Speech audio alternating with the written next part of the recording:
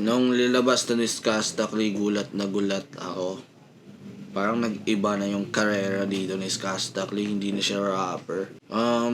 Ganun lang talaga siguro pag flexible, no? Hindi niya sinayang yung talent niya. Binigyan niya ng highlight yung bawat talent niya. Daming talent kasi, no?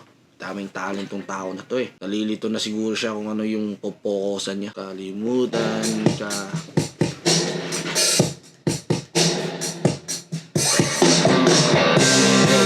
Nung nadinig ko yan, 2005 eh, mga 90s. Parang Sponge Cola. Parang Ian Edgar, Tamigazi, parang ganyan. Yung vibe. Woo!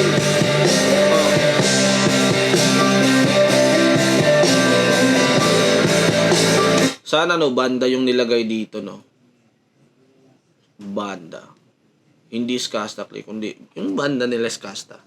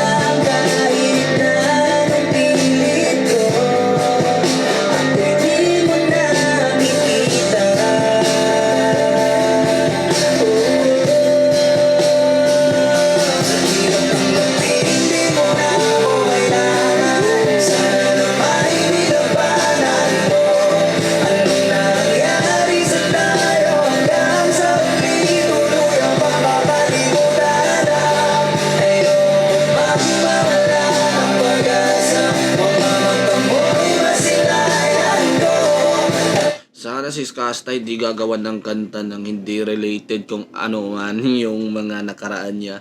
Kasi bilang fan or bilang tagapakinig, minsan hindi natin maiwasan na makonect natin sa kanyang past na love life. Alam niyo na. Pero wala ibig sabihin patungkol doon. Hindi to siguro patungkol doon. Talagang ito na yung ginawa niya. O baka sa ibang babae.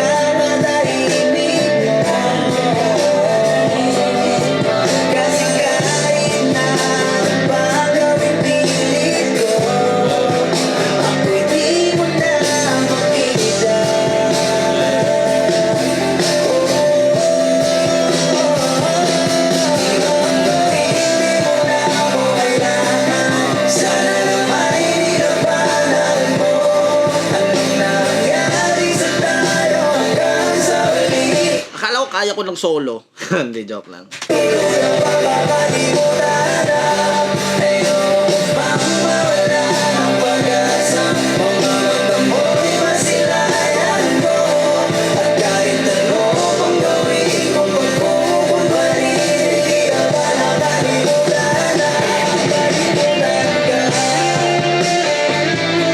Binakitaan tayo ng ganyan ni Skasta. Kastakli, men. Grabe na talaga yung talent niya. Baka next time, magda-drum na naman to.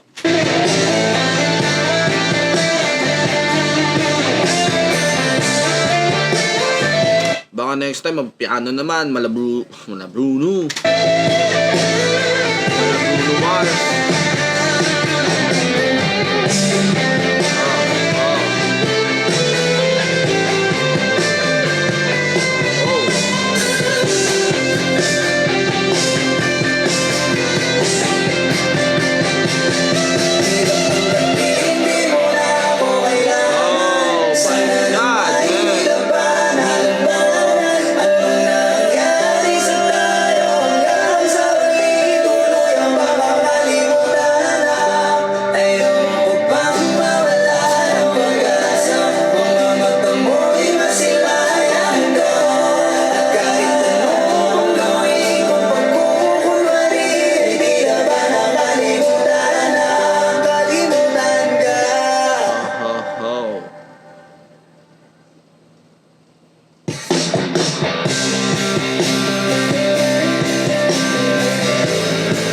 Grabe, music productions, Kastakli siya lahat, men.